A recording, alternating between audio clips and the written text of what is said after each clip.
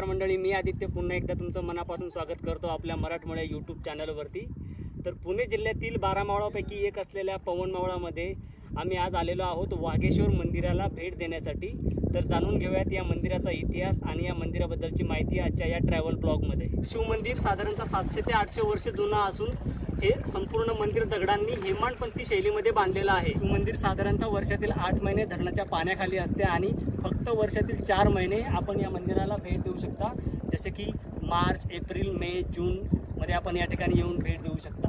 हे वाघेश्वर मंदिर पूर्ण पवना धरणाच्या जलाशयाने वेढलेले असून मंदिराच्या परिसरामध्ये आपल्याला खूप काही कोरीव काम केलेले शिल्प, काही मूर्त्या या ठिकाणी भग्न अवस्थेमध्ये पडलेल्या दिसत आहेत, तुम्ही बघू शकता।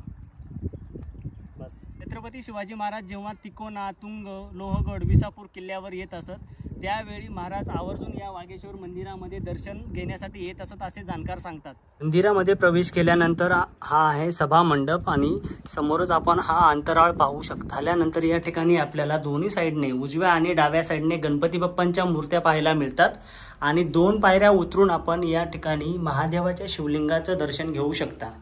शिवमंदिरासमोरच वाहन मंडप असून त्यामध्ये आपल्याला अगाध कोरीव कामाचा नमुना असलेला नंदी पाहायला मिळतो आणि या मंदिरासमोरचा हा आहे परिसर।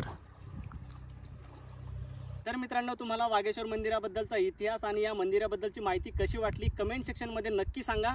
भेटूयात पुढच्या भटकंतीमध्ये, तोपर्यंत फिरत राहा, जगत राहा। Bye bye.